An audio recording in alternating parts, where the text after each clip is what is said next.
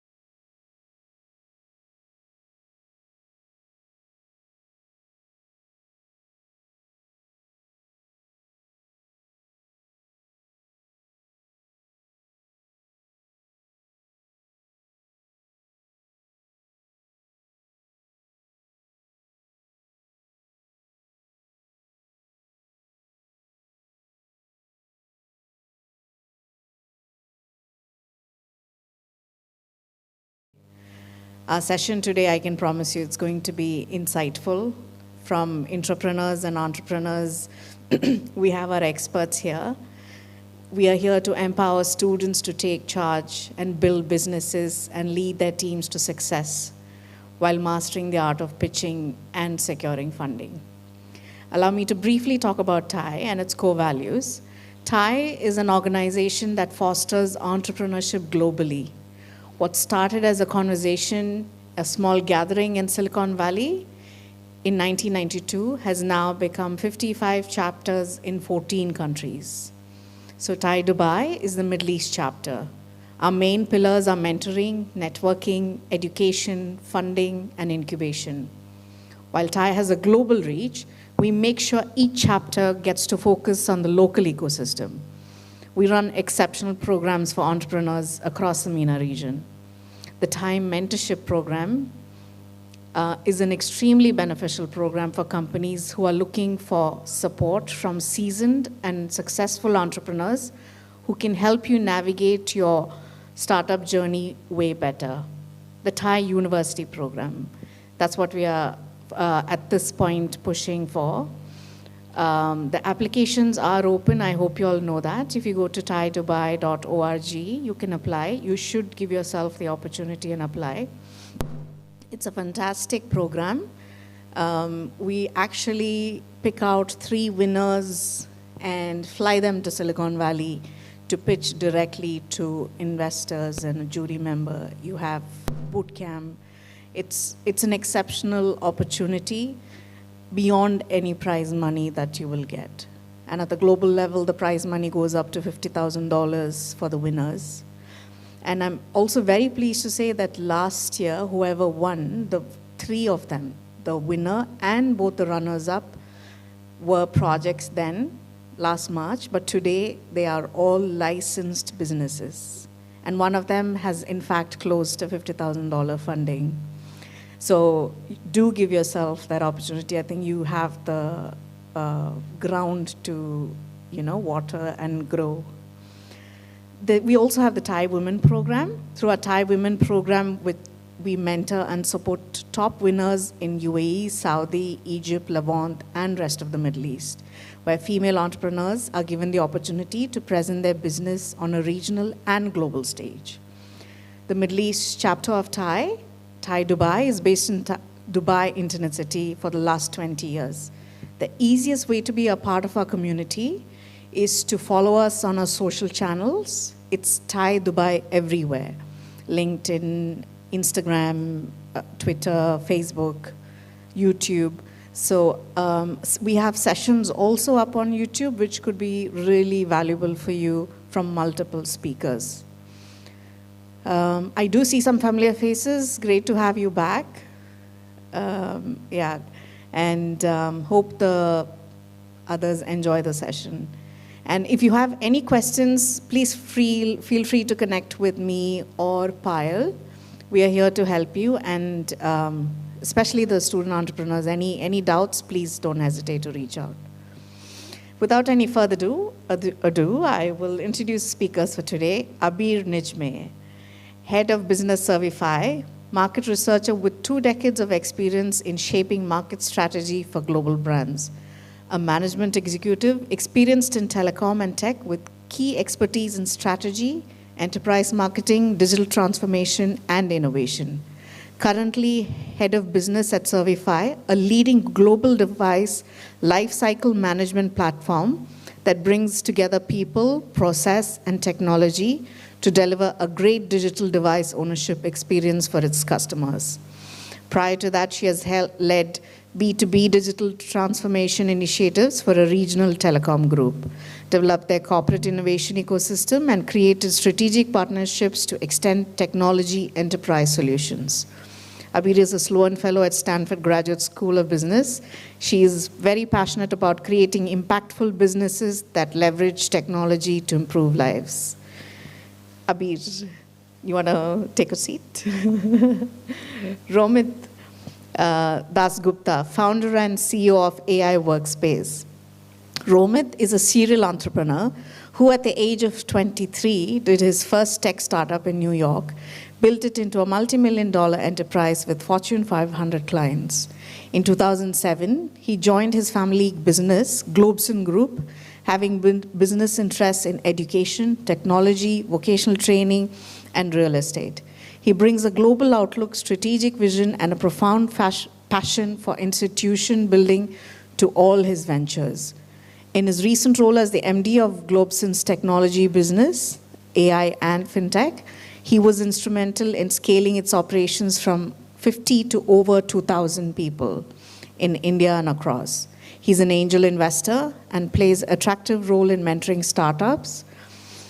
Romit, he's moved to UAE in 2019 to expand his business across the region in the area of artificial intelligence, machine learning, and FinTech. He's an authority on AI and machine learning and has been a speaker at various seminars and forums, including TiE, Indo-American Chamber of Commerce, House of Commons, etc. His team building and people skills have seen him taking up leadership positions in several youth organizations across the globe. Romit and Abir, the stage is yours.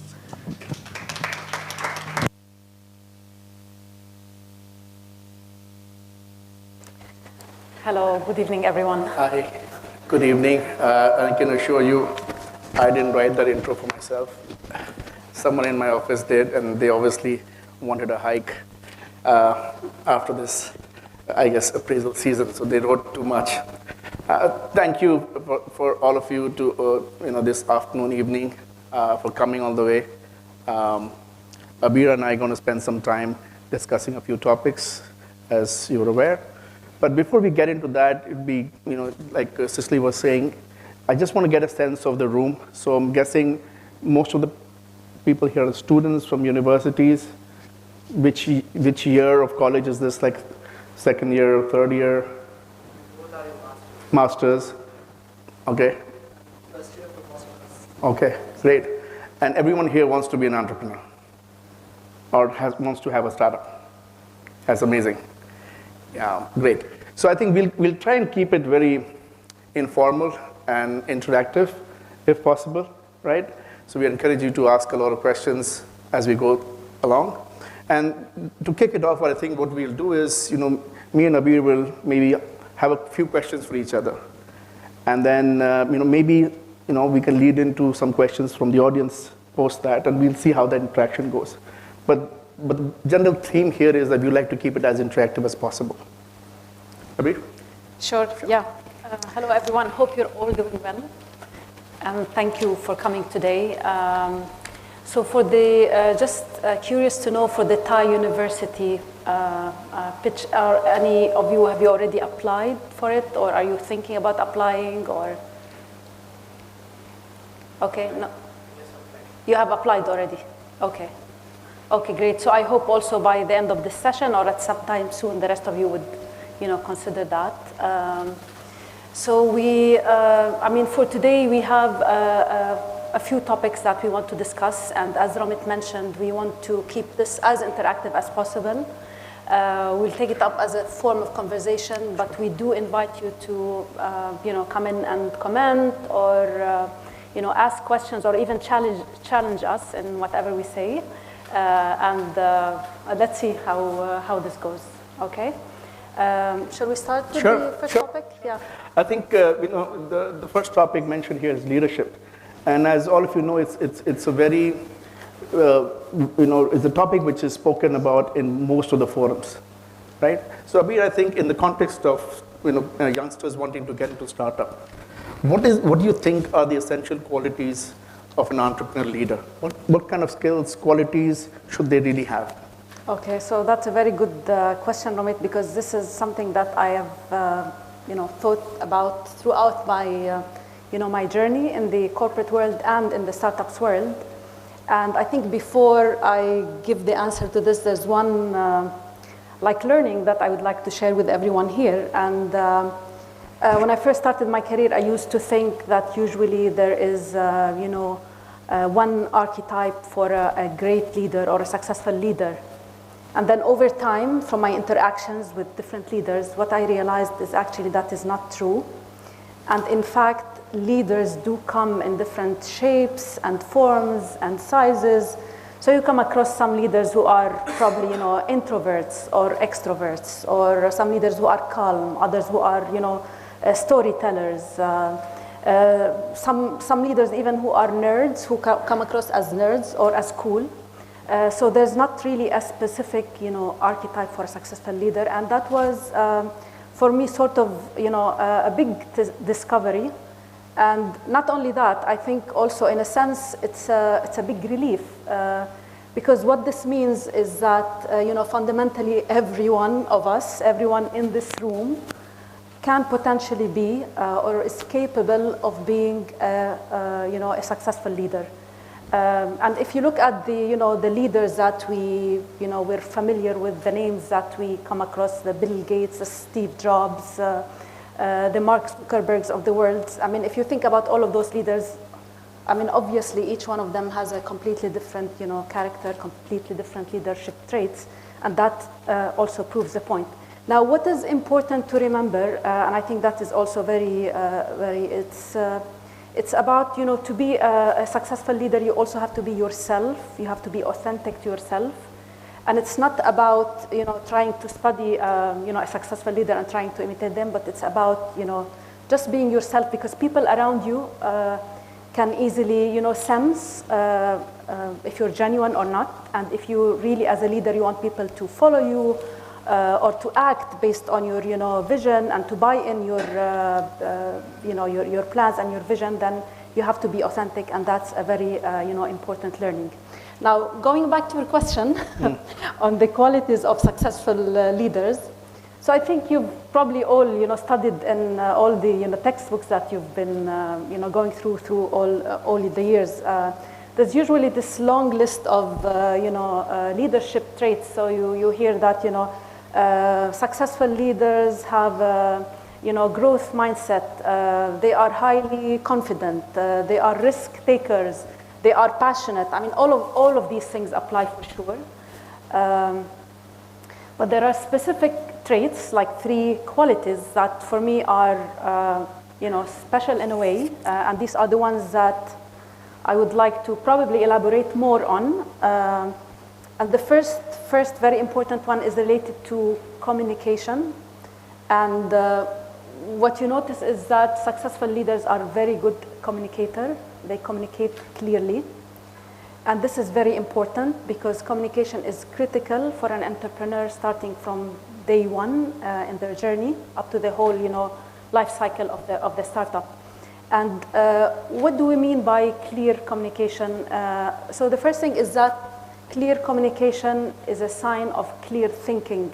So as a leader, you need to have the clarity of thinking in order to be able to communicate your thinking, your vision to the people that you expect to follow you. The other thing with clear communication is simple and concise. And it is not always easy to communicate complex stuff or complex issues in a simple manner. So to be a successful leader, your communication skills are really key. So that's the first quality, okay? The second quality that I would like to highlight is it's a mix of 2 things. One is the adaptability or the flexibility, and the other one is the persistence. To be a successful leader, you need actually a mix of both, and you need to know when to balance or when to use each one of these 2 things. So when you start off on your entrepreneurial journey, usually you would have by then did some market research. You would have figured out what you want to do. You would have set a clear vision and a clear plan for yourself, and you start working on this plan, and you're very persistent because you believe in it.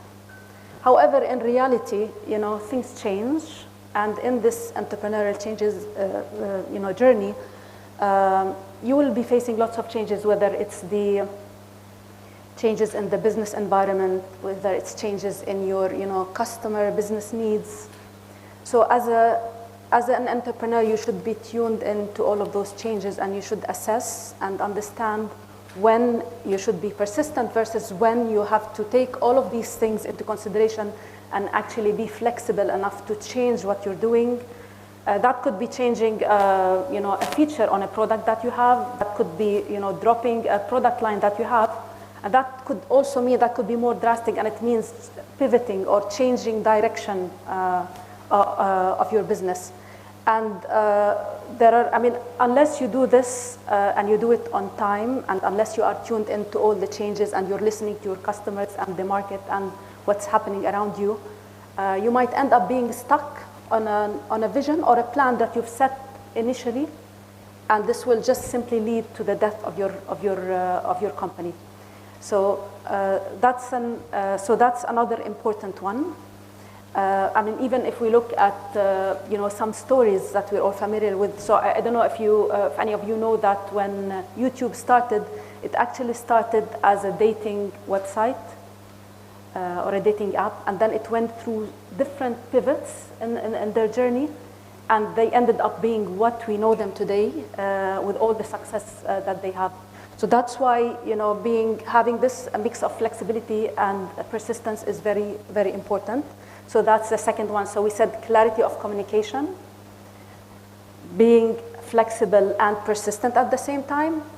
And then there's a third one, which I think is, for me, it's different than all the other qualities that we usually hear about. And the reason this quality has to do with self-care.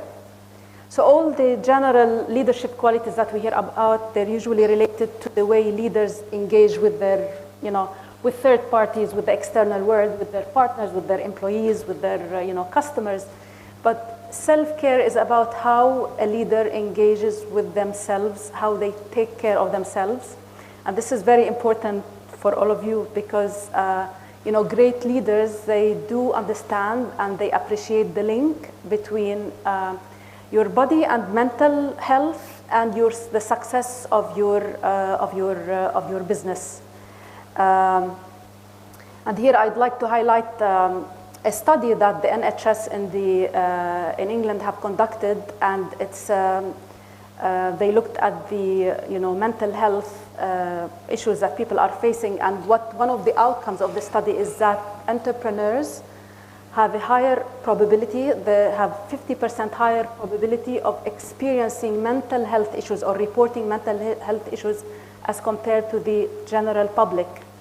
And this is not a surprise because typically, an entrepreneur's journey is actually full of ups and downs, it's full of challenges, and this creates a lot of stress on the entrepreneur. And the key thing is, of course, for you in the future is to just be, recognize these things. And whenever you feel that you're going through this, first of all, it's normal. Entrepreneurs do go through it and just simply ask for help. So these are the three entrepreneurial or leadership qualities for me that are, that stand out.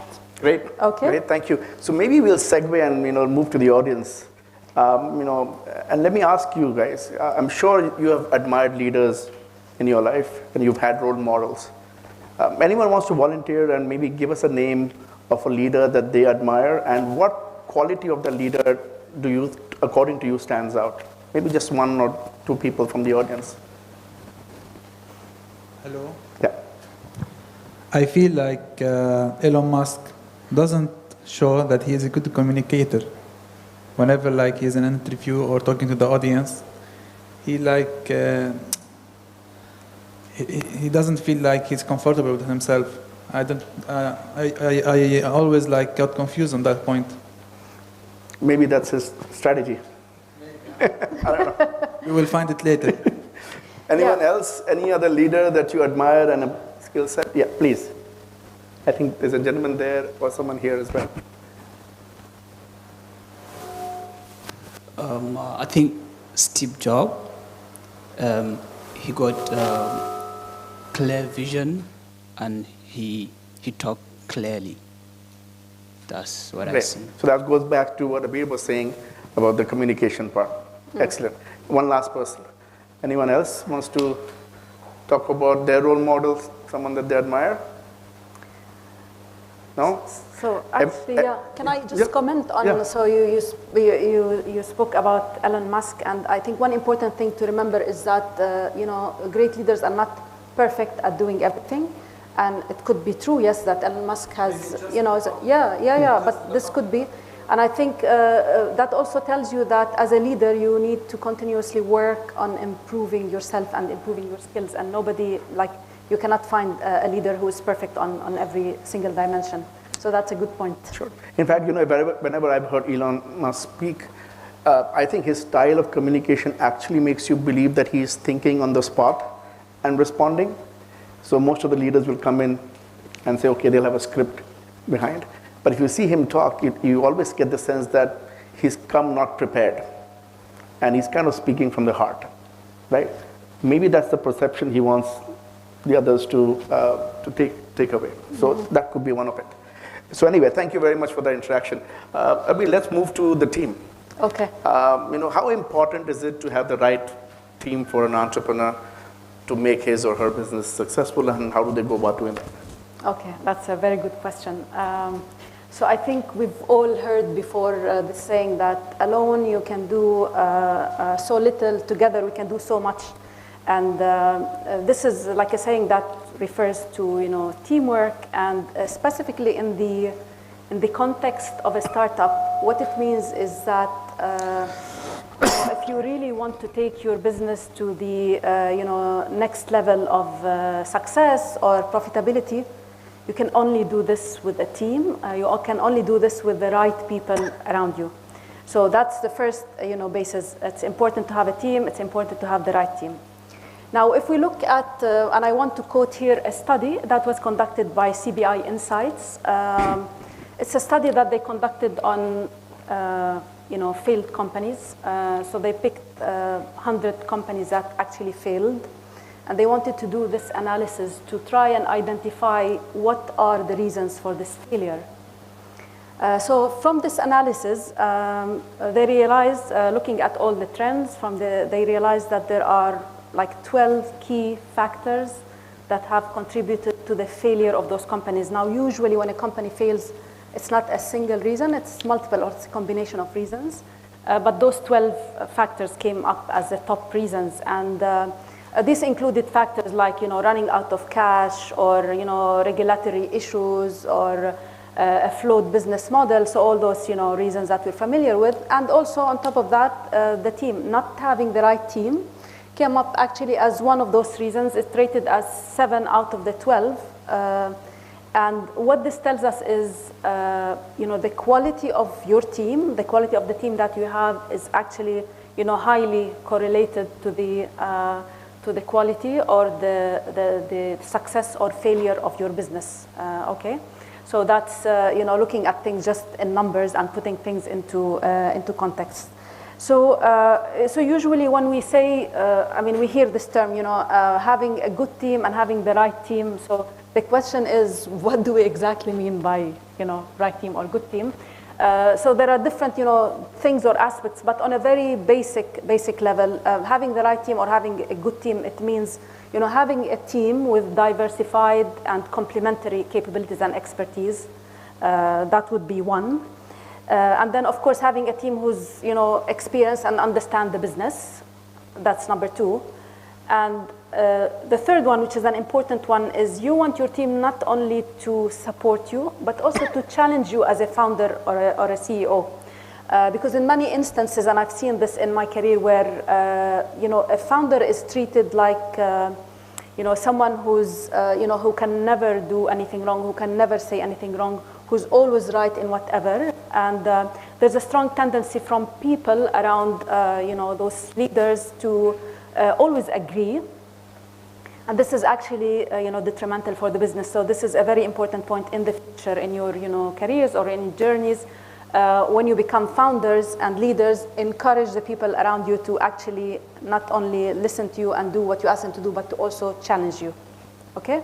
So this is briefly on the, what makes a good team. Now, one other point and one last point I'm going to highlight here, which is related to also building the right team. It's the hiring, the actual hiring. So normally when we hear hiring, we think, oh, it's the responsibility of an HR department. That makes sense in a big company, but when you are just starting your business, there's no HR department. There's not even an HR person. So the responsibility of hiring or the responsibility of building the team actually resides with the founder. And that's a very critical responsibility. In fact, founders or CEOs of startups spend about 25% of their time just on hiring. I mean, what they say is that actually the DNA of the company or the culture of the company is actually set up in the first 90 days. So imagine how important or how critical it is. The first hires that you make as a CEO, they actually decide, the DNA of your company. So those are like important points to remember. And the final thing on the hiring bit is, okay, as a good founder, you need to improve your qualities in hiring. You can attract a good and strong team. But then the other thing is that after attracting those, good people or right people, you have to be able to maintain them. And to maintain them, you need to be a good manager. And this is also an important point, because being a founder does not mean that you are a good manager. In fact, in most of the cases, founders are not known to be good managers, but there's something that you can do about it. You need to work on yourself. You can work with mentors or coaches to make yourself a better manager so that you can retain the good people that you have hired. And this becomes even more critical for your business as the business grows and as the business expands, okay? So these are my thoughts on building the right team and hiring. So let me again move back to you guys. Of course, most of you have not gone through this experience. You have not built companies yet. Maybe you are in that journey right now. But I know almost all of you have gone through university and college, right? And in college, often we are given something called group work, right? And when you're given a group work, you're pretty much doing the same thing. You want to be able to select a set of team members, complementary skill sets. Some may be more analytical than others. Some may be better at writing than others. Some may be having more clarity of thought. Some may be very hardworking, right? Any of you gone through any experience of putting together a team to achieve a specific goal in your life so far? Any stories there? It could be in school. It could be even while organizing an event. Because I think, if you look at the entrepreneurial journey, it's not really about, finishing college and building a business. These instincts actually start much earlier in our life. Mm-hmm. And we are unknowingly doing a lot of these things. It's just that when you come to the business world, you're doing it in a little more structured manner. So often I have found in my own entrepreneurial journey that many of the skill sets that I should have worked on, or maybe where I needed to improve myself, were there even 10 years before I started my entrepreneurial journey. It was just that it was set up in a different context. So, I would really encourage you guys to think this through as you're trying to craft this out for yourself, because you've already spent a decent chunk of your life doing something valuable, and your traits have already started showing. So that they're going to continue when you get into the business world. So what kind of skill sets are going to be required. Yes? Can I ask a question? Is it quality or quantity? So we have some instances where students will say, let's get all of our friends together. We'll make a massive team. Mm-hmm. Then some people will say, look, I don't want to work with anyone, I'd rather work on my own. And I've seen it in different places. You see job ads and say, let's just get a whole lot of returns in and fill the whole thing up. Is there a formula or? Interesting. I think the answer to that changes as you mature in life. When I was 20 years old and I was starting my business, it was far more, hey, this is what I need because I can control this environment. And, they would do exactly what I tell them to do. And, it's like, think of, managing an orchestra, right? You're going to have so many different people playing different instruments. You don't want your best buddies to be just playing the instruments. You want the best flute guy to play the flute. You want the best violin person to play the violin, right? So as you mature, I think you tend to draw a balance between quantity and quality, because by that time you are clear on the purpose for which you're doing it. It eventually comes back to that, the vision, which is essentially the job of a leader, will dictate whether it's how much of it is quantity and how much of it is quality. But unfortunately, I guess as you know, there's a maturing process that we all go through. So we will make mistakes, and I have certainly made mistakes in my life. But every time I have done that, it's kind of circled back and helped me learn what I should have done, and where my instincts went wrong. So I think eventually you get to that mix.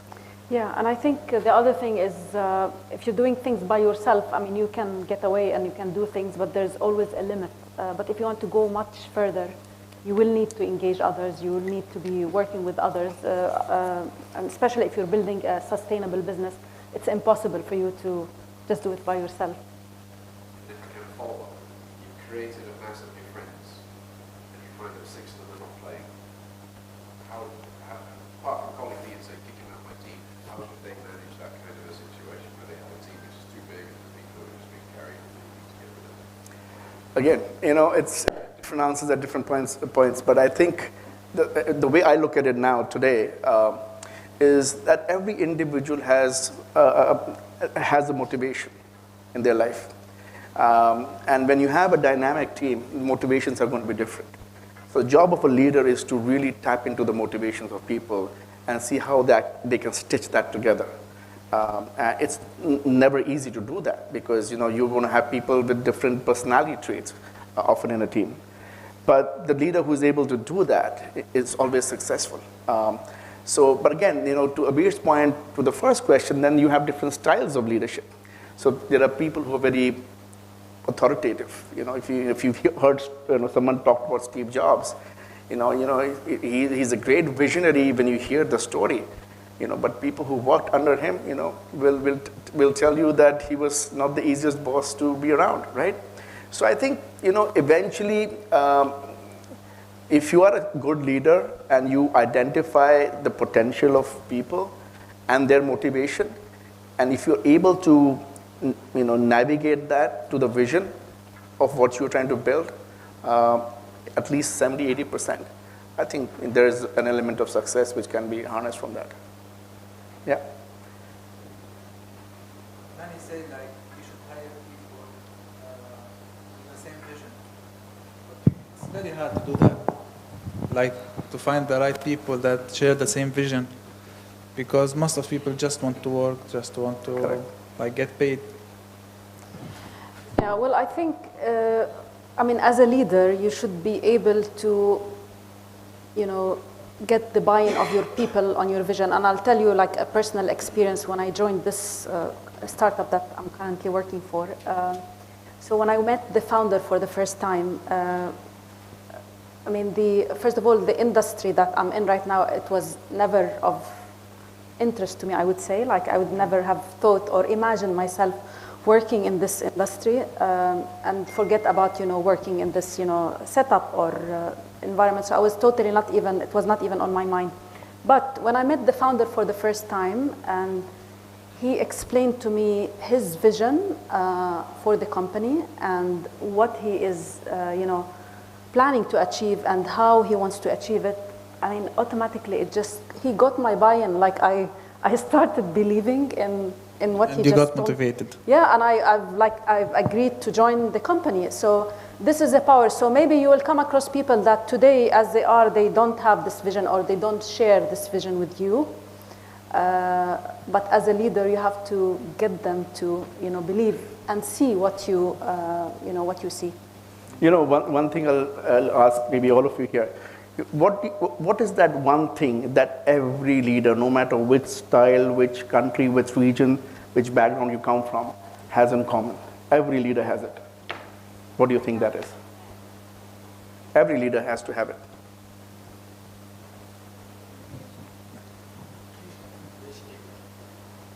Anything else? I don't know the word, but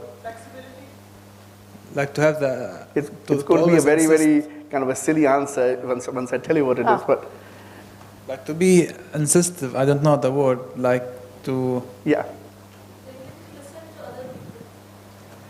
So every leader has followers, because the essence of the definition of leadership is someone is following you. right? Yeah, otherwise you cannot be a Otherwise, leader you're if you not a don't leader. have followers, yeah. Now, when you have a follower, what does that mean? That basically means you had a vision, you had a thought, and you convince someone else to believe in that vision, in that thought. They need not have come with that same vision or that thought, but you have the ability to convince another person on this planet that your way of doing things is the right way of doing things, right? So that skill set is very, very essential to a leader. No matter what style of leadership you have, this is one innate trait that every leader has. A football team can't have two captains, right? So eventually, you will see in an organization, there are sort of people who come with that vision, and then there are people who buy into that vision. So as long as you're buying into that vision, you need not, create that vision. As long as you're buying into that vision, the success of the organization is going to be aligned to that, at least at the core team level. So when I hire someone in my team, I don't expect them to come up with their own vision or have the exact same vision while they come in, but I expect them to understand where I'm coming from and why I'm trying to do what I'm trying to do, and see if naturally they can accept that. Not by saying, hey, here's a hefty salary package, now you start buying into my vision. So if that natural alignment happens, I think success follows. Those are some great questions. Let's move on. I think after leadership, the next topic is somewhat what one might find as a little boring topic, but it's a very, very important topic. It's the topic of governance. I don't know how many of us, at least certainly me, when I started in my entrepreneurial journey, I was 23, I never thought of creating a governance structure in an organization because I was too busy trying to figure out how I earn my first dollar to pay the bills, right? But I think time has changed, and things have moved, and a lot of money has flown into the whole startup ecosystem, and I think governance has become a very important point to think about, and relatively early in the stage of a startup. So let me ask you this, Avir. What do you believe why do you think it's so important for the startup companies to look at governance at a kind of an early stage in their journey? And what should they really be looking at in the governance space? Sure. So I think, the topic of governance is not a very easy, topic to address. But just taking a step back, so what do we mean by governance, or what is the purpose of having governance? So in a very, very simple terms, governance instills an environment of trust, transparency, and accountability. Okay, this is what governance creates. And what does this mean to a business? What this means is that with proper governance, you can foster, long-term growth of the business. You can foster business integrity and financial stability on the long term. So these are generally what governance means. Okay. Now, if you look at specifically at startups, and the question is, okay, I'm still too small. I'm just starting my business. So do I really need to worry about governance? Because I have 10 or 100 other things to worry about, whether it's refining my business idea, or working on my MVP, or looking for my first customer. So I have so many other things to juggle. But at what point do I actually start thinking about governance? And at what point do I start incorporating governance principles and frameworks into my startup? The straight answer to this is that you have to do it as soon as possible. Once you start the business, you have to make sure you have to worry, and you have to think about governance, and you have to start implementing a governance framework in your business. Now, this is the theoretical answer. In reality, this doesn't happen, and the reasons are the reasons that we just spoke about and what Romit has just mentioned, because as a founder, you're already, your plate is full and you have other, immediate needs to worry about. Now, this is not good for the business, of course, and especially that with, when you don't have the proper governance in place, the results or the consequences of this start appearing in the longer term. So you might not see the consequences today, but maybe a few years down the line or a few months down the line. And I can give a couple of examples of, failures that we've heard about or we read about in the last few years, and that were like big headlines in the news all over the world.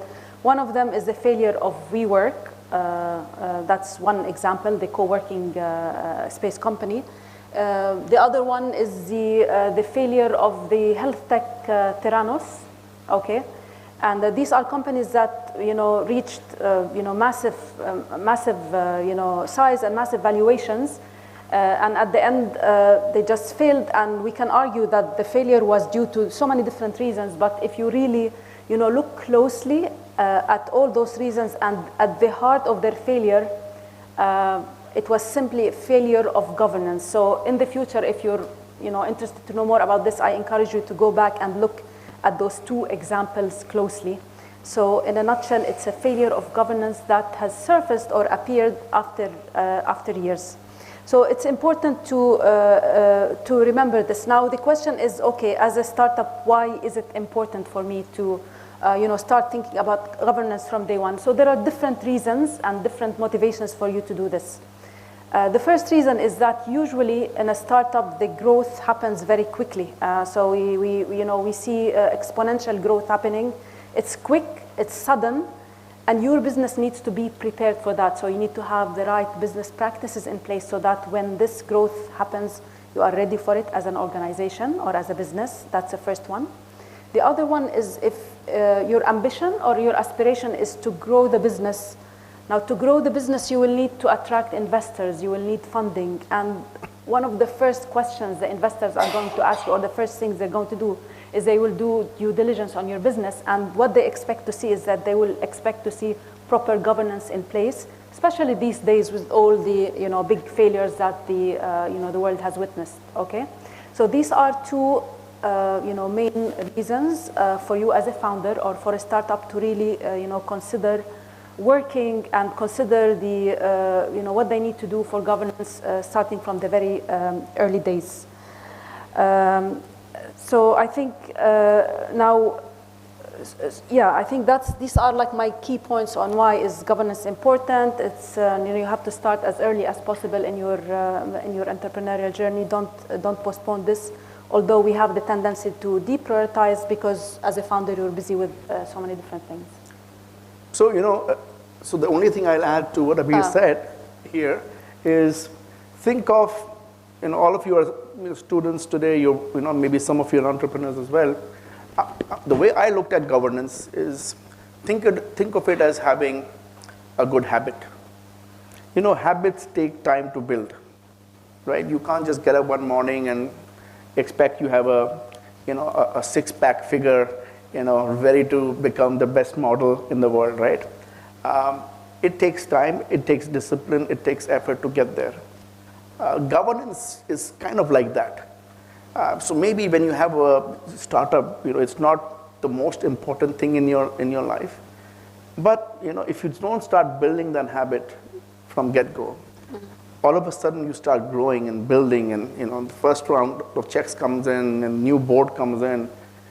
Now at that point, to go back and think and say, hey, hang on, I need to have something called governance here, it's not practical. So I would say think about having some form of even a macro governing structure within your organization. A basic discipline of saying, hey, if we are doing a meeting, we must take the notes, right? And we must record it, right? So, you can start with some very basic governance areas and then eventually build that up. And this is more important for founders who, as personality, are not very structured. You have some founders who are very structured by nature. You can walk into anyone's apartment and figure out the nature of a person, right?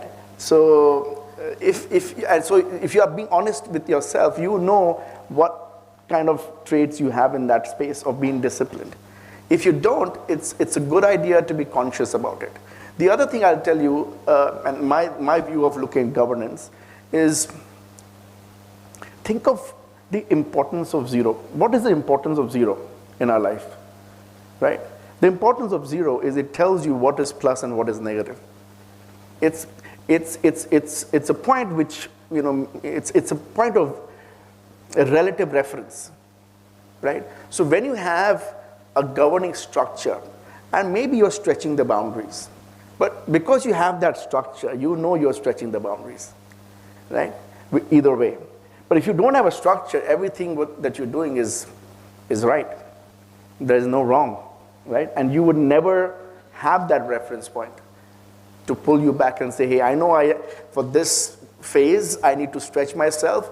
Maybe not the best thing to do. Maybe I'm traveling. Maybe I'm not able to take my notes. Maybe I didn't call for that board meeting, right? But that's not right. I need to do that, because you have your zero set, which is your governance structure.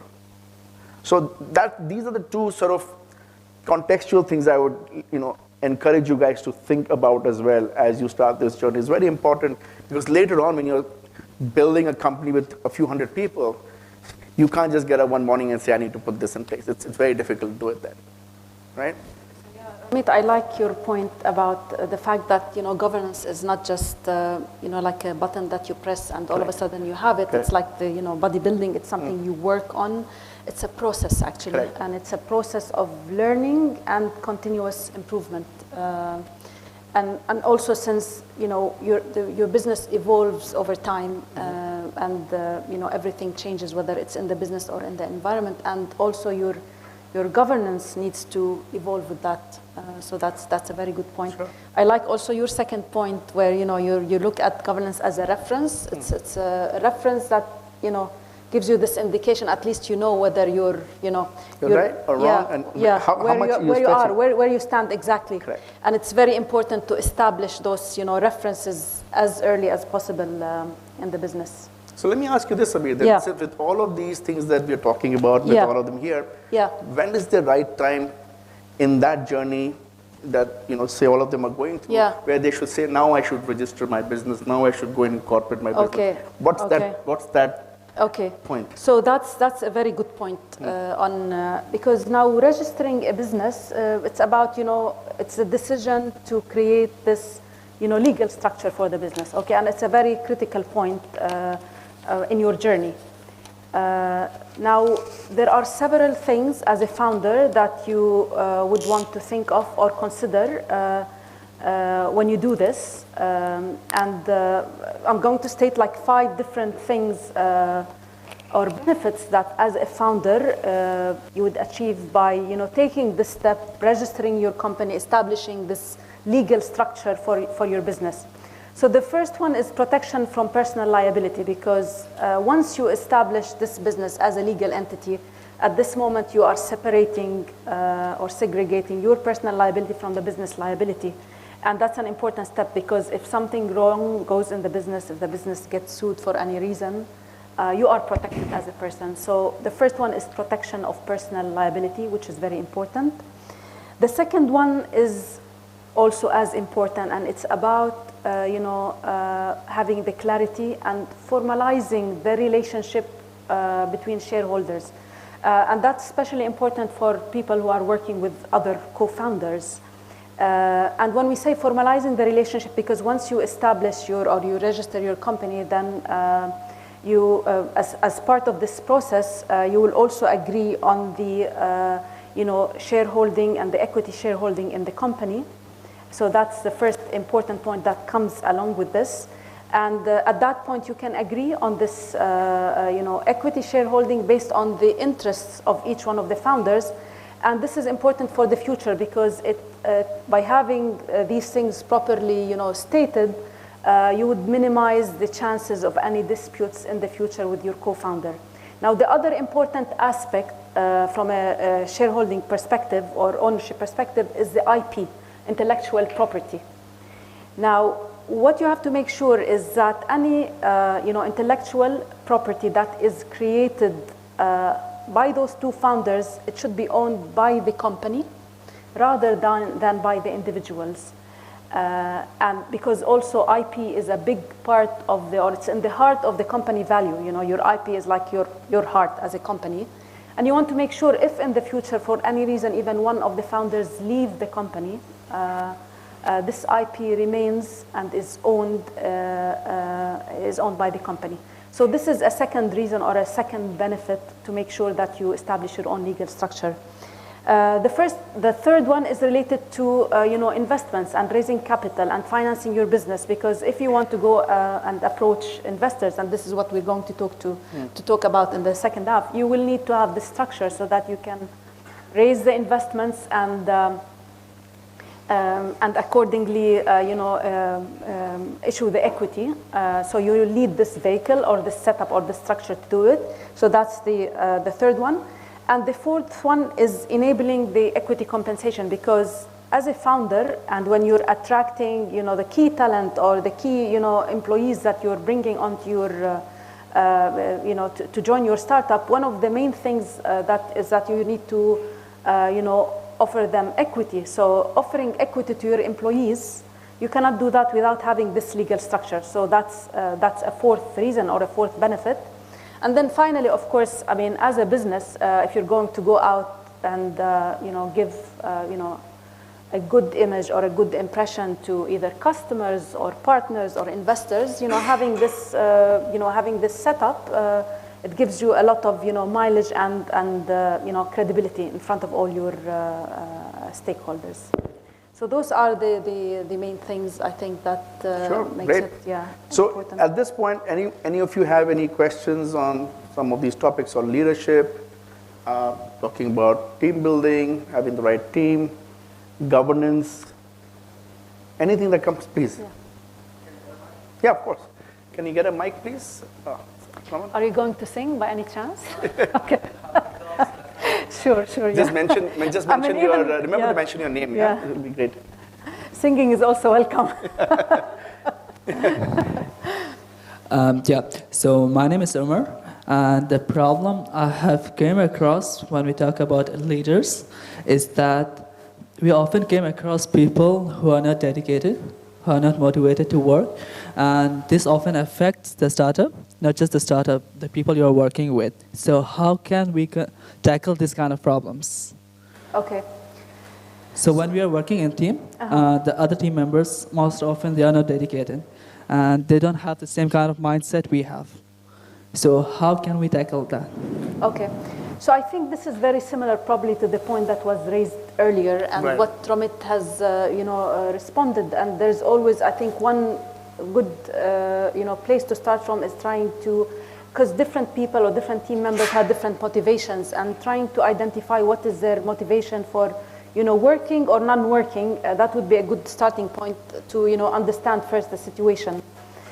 It comes down to the motivation of people, and that's why it's so important to take your time to recruit and get the right team in place. I'll give you an example. When I went to grad school many years back, I was married that time, and I was newly married. So my wife had finished her master's, and she graduated with distinction. And so there was a lot of pressure on me to graduate with distinction as well. Of course, I had this argument where I told her that I thought I went to a slightly better college, so I should get some leeway there. But so I was determined. My daughter was only 8 months old when I was doing this. And I remember that going in and every time I would sit in an exam, the only thing that mattered was that she got that distinction and I got to get it too. And in UK education, distinction is I think 70% and higher, right? When I graduated with 69.67, right? So I missed distinction by a few decimal points. And I remember getting my score, and I calculated it so many times just to double, triple check to make sure that I wasn't doing anything wrong, because the difference was so little. And then I went back to my, grades to see where I screwed up. And the place where I scored least was in a group assignment. And I knew for a fact that I had given my blood and sweat and tears to make sure that the assignment was successful.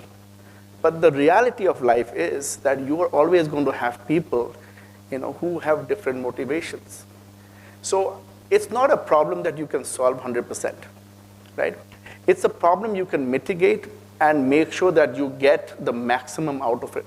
It's the cards are dealt, the circumstance is set. Of course, in an organization, you have a choice to choose that.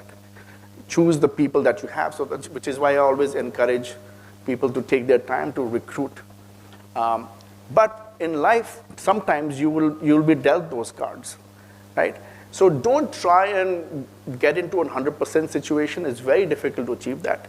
If you have enough number of people motivated, which is much greater than the ones who are not, culturally there could be a pivot for either them to leave the organization eventually if they don't find enough, or change their behavior.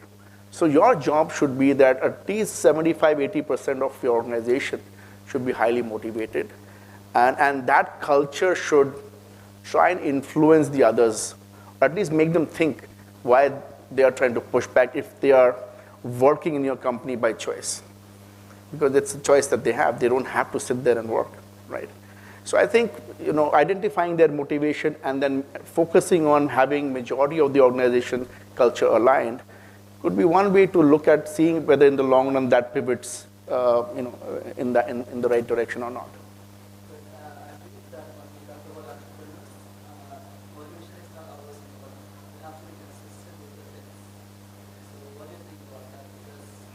What do you mean consistent with things? What do you mean by that?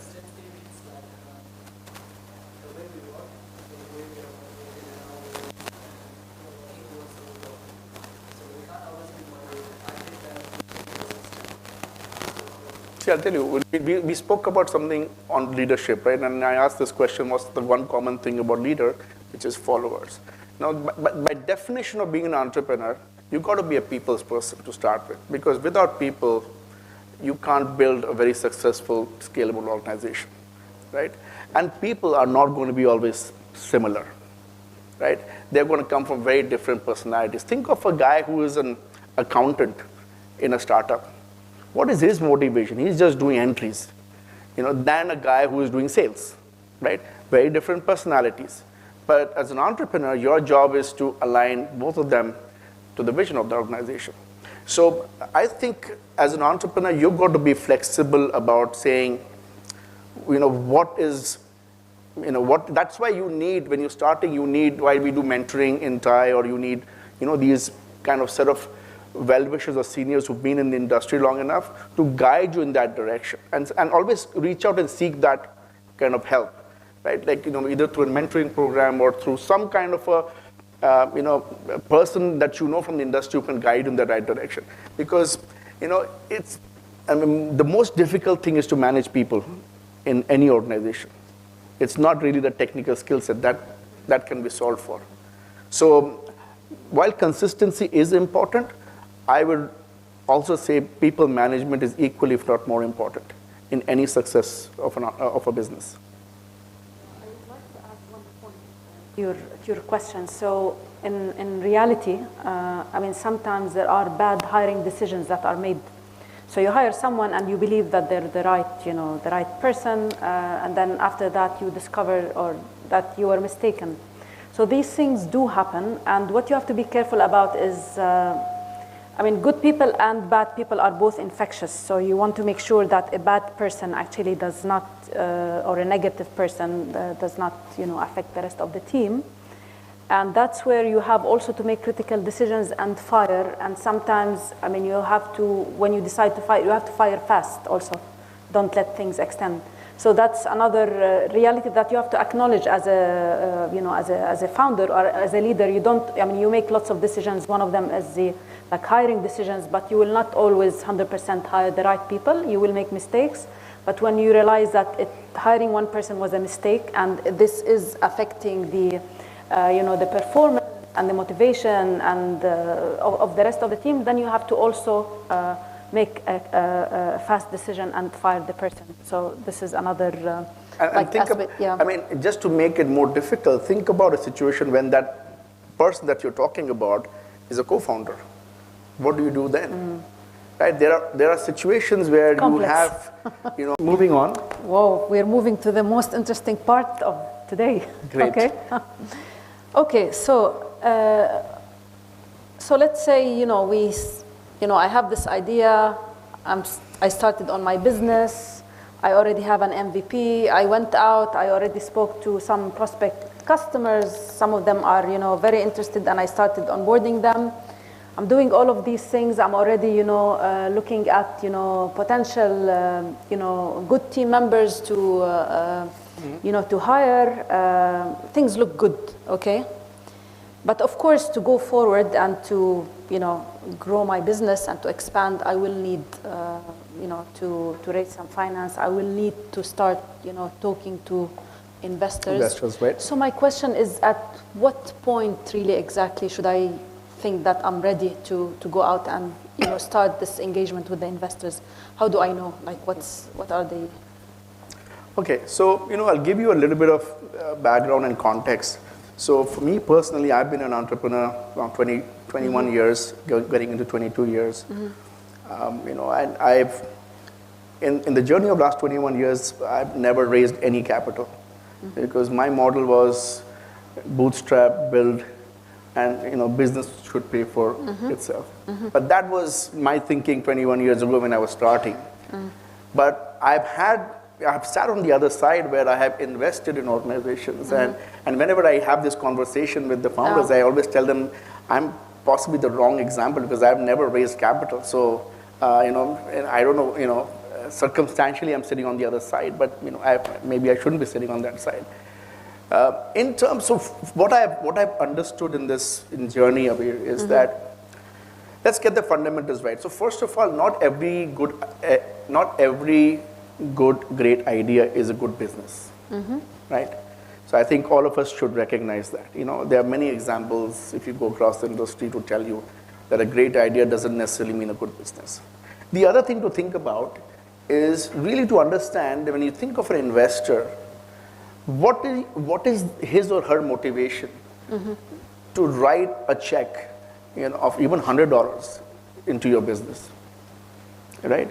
And I think a lot of youngsters, when they get into this startup phase, I think subconsciously, and I think they would know it better, they think of fundraising as almost, it's just for lack of a better word, I'd say it's free cash coming into the business to say, now I can spend this money the way I want it, right?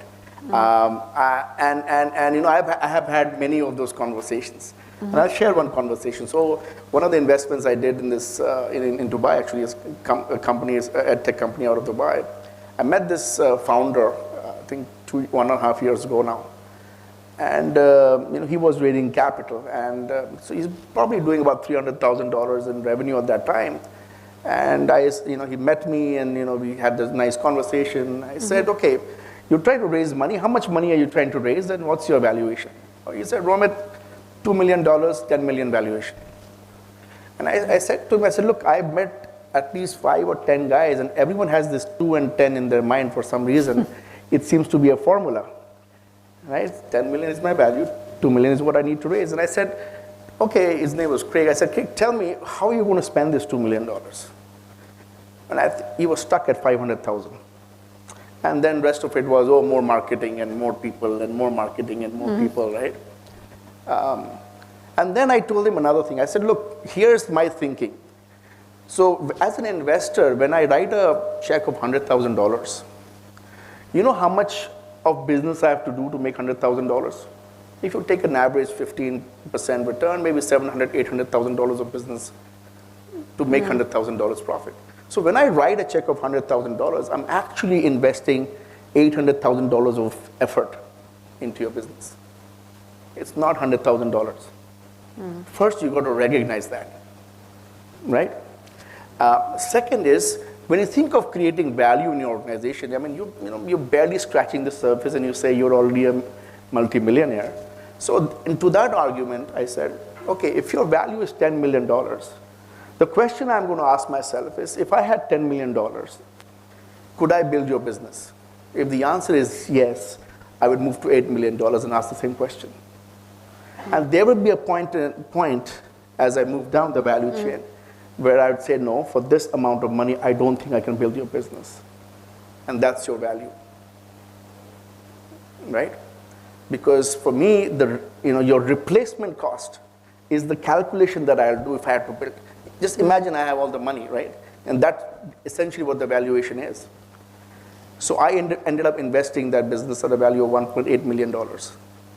right? So, and it was not, it was a win-win situation, right? Because we did that journey together, right?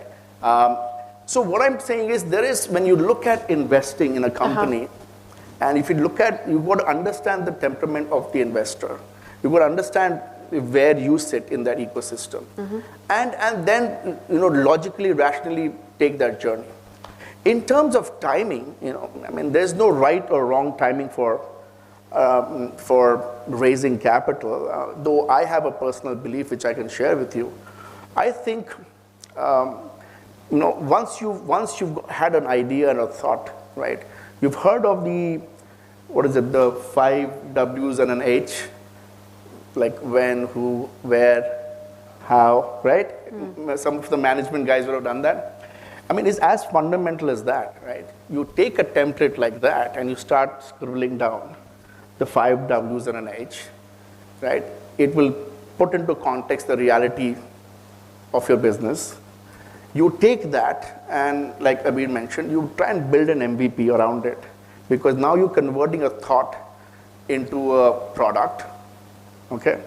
You build that product, then you go to a few people to pitch that as an idea. They will give you a feedback. It's an iterative process, right? So you refine that. And once you've refined that, you translate that into what we would call a pitch deck, right? Which is essentially trying to further expand on the 5 W's and an H in some form of a structure. And then with that, you go to meet different kinds of investors and see, and you continue to iterate in that journey, right? Because you are going to get feedback from different people from different walks of life, different experiences. And eventually you're going to meet someone who aligns with that. And that's when you know you've got your first investor. Okay, great. So I'm curious to know, in the audience, is there anyone who has already had any attempts to, go to investor, or any thoughts to, reach out to investors, or have your business reached a stage you have? Yeah. So can you share with us what was your thinking process like when you reached the point, or you made the decision that you want to start, talking or approaching investors? Like, what made you reach that point, and what were your when we finished the MVP, and we want to expand in marketing and advertisement. So we are a bootstrap, but for now we cannot handle these new expenses. So that's why we are preparing the documents to reach out to investors. Till now I didn't reach anyone. Okay, but so you're I'm in the preparing preparation. Myself. Yeah. Okay, very good. So one thing I'd mention, that a few other things I'm sure you know, but I'll just reiterate for the benefit of all. Sometimes it's very difficult to ascertain a value of your business because you're so early in the journey, right? So there are instruments available, which you can use to raise capital, like a safe note, for example. I don't know if you're aware of safe notes. So if you do a safe note, right, structure, then it's easier to sometimes raise capital without really determining what the value of your business is today. Instead, what you do is you offer a discount in the future value when you raise, the real round of money. Isn't that harder to get? Sorry? Isn't that harder to get than to... Harder to get which one? Like safe note. Not necessarily. To give shares, maybe it's easier. So what happens is that if you're able to give a discount on the future value, let's say you want to raise $500,000, and you say, okay, I don't know what the value of my business is, but in 12 months' time, I'm going to raise my real round, and whatever that value is, I'm going to give you a 20% discount, right? And if that 12 becomes 18, then my discount is going to be 25%, right? So you can structure it in a creative manner where people might say, hey, okay, I really understand, that, I would rather not say you're 5 million or 10 million today, but let someone else decide what your value is. I just want to be benefiting, and because I'm coming in early, get a better deal than that. So this is typically done in very early stage of fundraising, and I've seen a lot of people You do that. mentioned a very good point, like when you want to evaluate the company, how much do you need money to make like the same what you have did? Sorry, I didn't understand. I mean, when you want to evaluate a company, you just ask how much do I need money to make same as what you did, right? Right. Is it like No, is so the what way- happens is, so let's say you've done MVP, okay? Yes. Now you need to raise $500,000 or $250,000. But when you use that money, you're going to build your business, right? So 1 year later, your business is not going to be where it is. Now you have more variables to decide what is the value of your business, right? So it's easier to determine the value of it. So what you're doing is you're actually raising money upfront, but pushing the value to a later date, right? Okay, post evaluation. Yeah, but because you're raising money upfront, you need to give them some additional value, so you give them a discount Yeah. on the future. Yeah. Thank you. We're completely off field. NFTs are a source of raising funds. Because in filmmaking, which is published, they are selling pixels of their movies as an NFT to company. Is it just still fantasy? It sounds fantasy to me, but there's a lot of people excited about these NFT things, and is it something that could be done? I'm not an expert in NFTs. I've kind of read a little about them. I think I would say these are creative instruments to create value. I have never invested in a company who's using an NFT to value themselves or to raise money for that matter. Because at the end of the day, what are we trying to do? We are trying to build a science around the logic with which we want to raise money. And science works on predictability. So if you bring in unpredictable variables into that, then you know you're in a very different sphere. So I don't have experience in that, and so I can't unless you Yeah, have. me too. No, I Yeah. also don't have any experience. So, So that's a good thing to look into. Probably. I know, like for example, when Yeah, people, yeah. no, Yeah. people are buying houses out of bitcoins, right? It's this kind of a same concept. If there's a way to put science around it, great. I personally, I don't know how to do it, so I've stayed away from it. In my opinion, there is not a single answer to raising money because every business is different and the requirements are different. Because you might decide to just to, let's say, get the capital as a debt Sure. or as Yeah. equity. So True. if you do it as a debt, you don't even need to evaluate the company. Correct. And it can be a way to keep also the share with you. Control, yeah. Because if you provide equity, basically you are You give away, diluting your, and maybe giving away your potential. So in my opinion, as far as a business can grow organically, is the best. Sure. And this is particularly true in the service industry. But suppose you want to build a manufacturing plant, then you have a huge capital expenditure at the beginning because, and it is 0-1. I mean, you cannot have half a plant. Sure. So it's very complex matter. And also, as a third line of thought, sometimes you can maybe also have make a partnership agreement for a specific project. No, this happens to me in multiple occasions where you sign large contract, very big, but you don't want to dilute your company, so you can part of the profit, but you make an agreement for that project. So as you can see, the possibilities are many, and not a single answer is possible. Can I ask one other question? Michael, this might not. Dubai launched the Dubai crowdfund last year, I think it was, or the year before.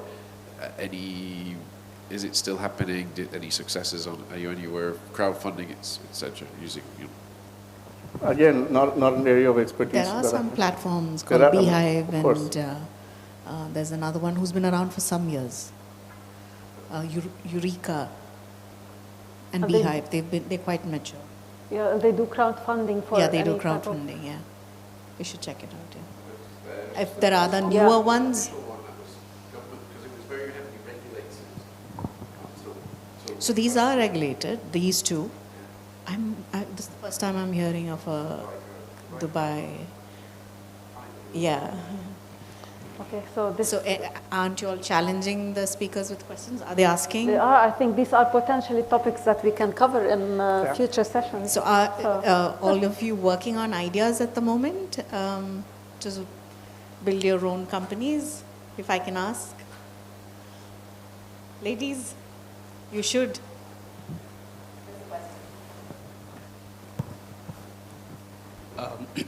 My question is, how much a founder should what are the amount of money should you know to raise? Like, how much? Because as you said, now founders think 2 million is kind of the set amount of money. But what are the factors that you should look and see? These are the money I need. So this is the amount of money I need to raise. How do you come up with this? Okay. Anyone has a similar question that we could answer it together? No? Look, I think my short answer is you should raise what you need, right? And often people don't do that. They have they want to have a 12-month runway and an 18-month runway and a 24-month runway, maybe a 5-year runway, right? Because they look at equity as almost free cash coming into the business. But whereas we just discussed that equity is one of the most expensive things. So think of it this way, right? If your company is worth $1 million and you raise $500,000, you're giving away half your business. So why not raise 100,000, give 10%, increase your value from 1 million to 3 million. Now for another 10%, you can raise 300,000. Whereas if you would have raised this 400,000, you would have given 40% of your business upfront. So my philosophy with all my startups is always raise whatever little you need, use that capital to build value, and then raise at a higher value the next round of money that you need. So if you raise money every 6 months, it's not a bad thing. Because what you're doing is smartly increasing your value with the use of the funds and then asking for a better value of the company, rather than raising all that chunk up front and then giving away a chunk of your business. So raise what you need. In fact, hustle a little bit. If you need $100, make sure you get it done at 80. That's the kind of spirit that you need when you're trying to build a company. So that's what I would say. And again, sometimes what happens is there's a lack of clarity of what you want to build. So don't go out and raise money till you are very, very clear how you want to use that money, because that's one of the questions you have to answer. And if you fumble in that, that will not give much confidence to the investor. So raise what you need and be very, very clear how you want to spend that money. So Ramit, I mean, to move to the next topic. So now, if we're ready to go out and start talking to investors, how do you prepare? We hear about an elevator pitch, and is it something that you really need to have before you go? What's I think everyone's heard of an elevator pitch, right? Mm-hmm. Anyone who has not heard of an elevator pitch here? I think I heard of an elevator pitch for maybe 20 years What back. has it got to do with elevator? And by the way, the elevators have become much faster now. Of course, historically, it's the objective of an elevator pitch is not to raise money, is to get a follow-on in-person appointment with that person. So to create enough interest to do that. And of course, the whole idea came from the fact that while you're riding that elevator, what are the things you got to say to create that interest? Now, of course, the elevators have become much faster, and then sometimes they are too crowded, and with COVID, half the people are in masks. So I don't know whether the elevator pitches are relevant, but the concept is, of course, still very, very important. And that's something one must practice, an iterative process, but you must practice to talk about who you are, what you do, what you're good at, what's the value that you're trying to, that you can contribute. And these are things I don't have to sit here and tell you. You go to Google and type elevator pitch, you're going to get a lot of literature around it. But my job is to tell you that it is always very important to have that, to be able to explain your business in 30 seconds. Explain what is it that you do in 30 seconds without fumbling and stuttering and stammering, and why someone should be interested in your business. So practice that 30-second pitch, whether it's an elevator long or it's whatever that is. So sometimes I meet founders and they are stuttering and stammering and they are saying buzzwords, but those buzzwords don't have much meaning or they're not correlated. I like to hear very simple English language, concise, to the point situations and things or the problems that the founders are trying to solve. I personally don't like jargons myself, and if I get something in 30 seconds and I feel that, hey, this is interesting, there's something worth a conversation, then of course there's a follow-up, right? So that's what an elevator pitch really is to be really clear and articulate what you want to build in a very short span of time. Yeah, so Romit, let's say you perfected your elevator pitch and it went so well, and because of that you got an appointment and a follow-up meeting with an investor. Right.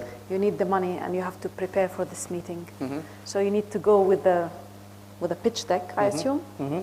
So what do you put in there? In the pitch deck. Yeah, what is a pitch deck? Okay, again, pitch deck, there's not one size fits all for a pitch deck. I mean, again, in the days of ChatGPT, I think it could probably build your pitch deck. And again, if you Google it, you'll find 10 different pitch decks. But so I'd not spend time saying, okay, you need to have, sensitivity analysis and you need to have, market share and all that. SOM, TAM, I'm sure you guys have heard those words. But what I'll tell you is when you go to this investor, the first investor, think of it like a relationship. Don't think of it as a transaction. Because you're going to have so much of volatility in that first journey of money. Right? Because you're still not sure if this works. Maybe it does, maybe it doesn't, maybe you need to pivot. Now here's a guy or a girl who's invested their own hard-earned capital, and I just told you, if they're investing 100,000, it's really 800,000 of effort they're doing. With all that effort, if you don't have a good rapport and a relationship, you're going to be in trouble. So it's not going to be just about money with the first investor.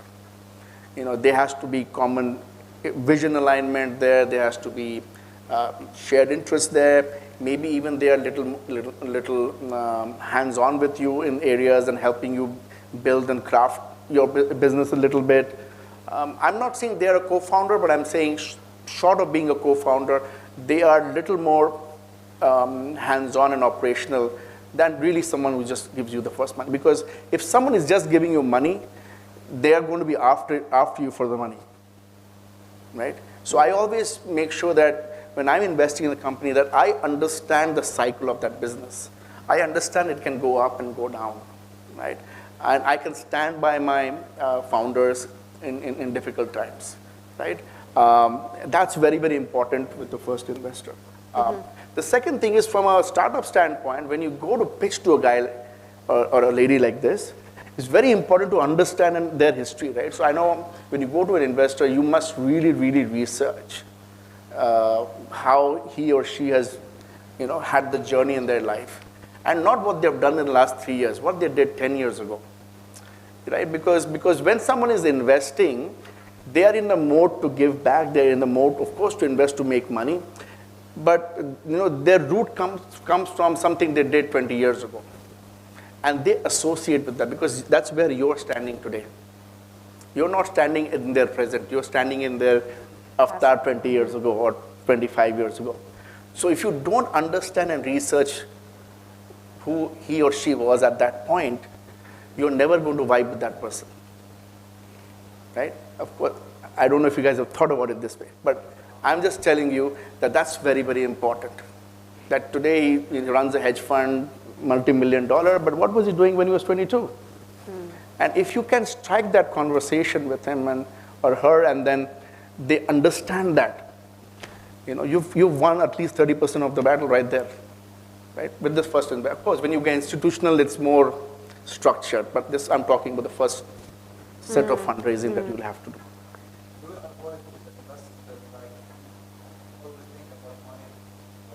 Do you want to avoid people who think about money only? Yes. I personally think in the early stage, not required. Because, you don't need only money at that stage. You need so much of guidance. You need so much of strategic input So it's almost 50% of what you need, and 50% is money. So avoid just going and getting money because you feel you need money. It's difficult because you have to pay your bills, I understand that, but you've got to push yourself to get the right investor, because you have a wrong investor in there, it's going to be a bigger headache as you grow. So that's always been the case from what I've seen. Okay. Anyone would like to share any experience of, have you ever pitched your business to anyone, potential investor? Yeah, you have. Hi, my name is Ankit. First of all, I would like to thank TiE Dubai. They've been very helpful in providing us a mentor, and and eventually we raised 2 rounds of funding through TiE. I mean, through the network of TiE. So, great. We very thanks to you also. Yeah. Oh, okay. Yeah. So we initially first raised 250K, and then after that we raised 200K. And the thing with us was, it was not like other startups. What they normally do is they raise equity funding. It's like what you said, like it's a free fund which is coming up. For me, it was a different mindset actually. If somebody is investing in our company, the first thing which I as a founder think is that when is he going to give, when we are going to give back his funds. Okay, because he has invested with a lot of funds, a lot of efforts. So that money has to be given back at certain point of time. So what we have done is we have raised both the rounds as debt rather than equity. So, and we have paid back majority, hardly something is left now. So we paid back both of them, and it was on us. What's your business model? What business are you in? Rentals. Rentals. So okay, so your model actually helps. Debt works in your model. That works very well in the model. At the same time, we had to lose very less equity as well. No equity losing actually. So that's the good part. And we were able to generate funds, and so that's what it is. So yeah, been very helpful. That's amazing. Fantastic. That's amazing. You've done that. Like I said, a debt investor is also a different mind. So for example, any finance students here who studied finance? I'm chartered account. Are you a CA? Yeah, that's why you look like a CA. So I don't know what that look is, but I figured when he said debt and all, I said you must have done chartered accountancy. So he knows that the weighted average cost of capital is, which is essentially going to increase his enterprise value, is the best when it's a debt instrument, right? Because that's what WACC does, right? If you have equity in there and your WACC numbers are higher, then your enterprise value is much. Now some value is created. Now we can raise equity at this. Now we can pitch at a higher stage. Correct. So amazing. So yeah, I think that's a very smart move that you've done, and and good luck with. Now that you've paid back, your credibility to raise equity is also higher now. So now you've shown people that you can return their capital as per your business model, which is great, amazing. Anyone else has any points or comments?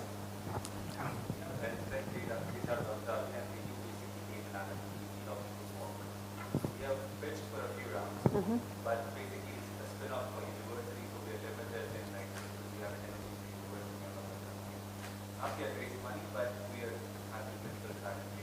For how people walk? How people walk. Okay. Basically everyone walks differently. And people with diseases or disorders, we walk very differently. So we assess that using our instruments, and we have a portable. So people with neurological disorders currently that we assess have particular gait patterns. So we are working with clinicians, neurosurgeons. That's the first target customer we got. But it's like a research. We are doing lab to market. Sure.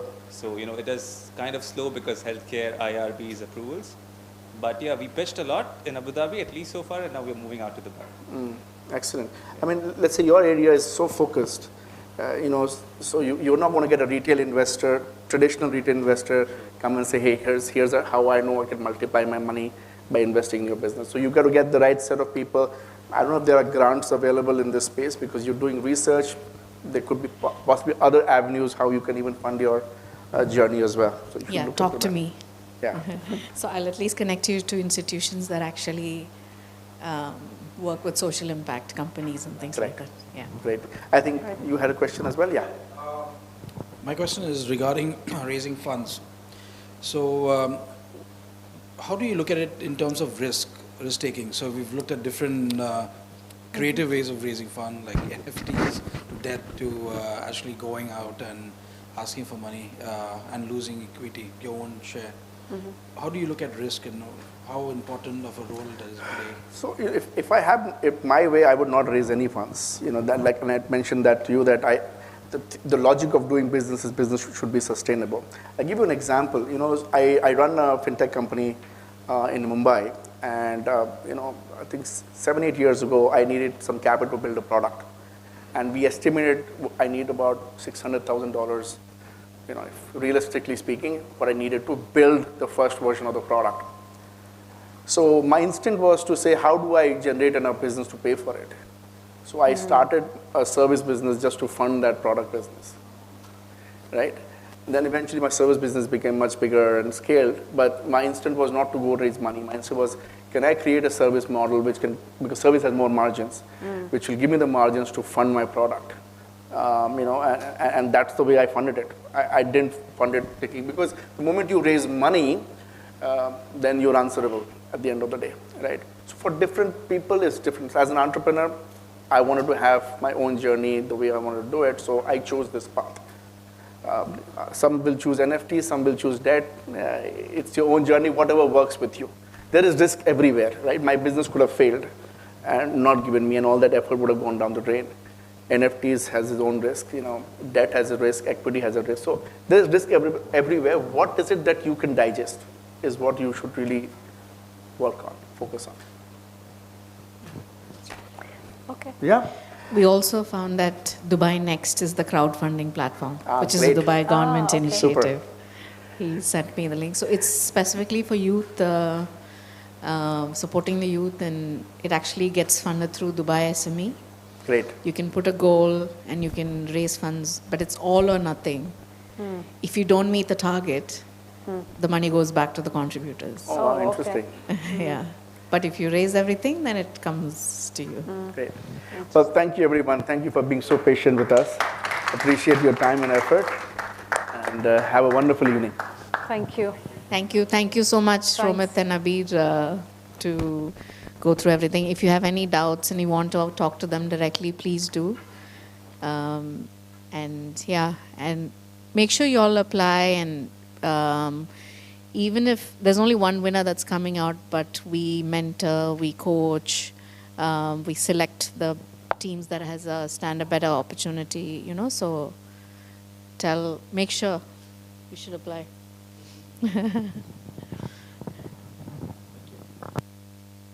Thank you, everybody.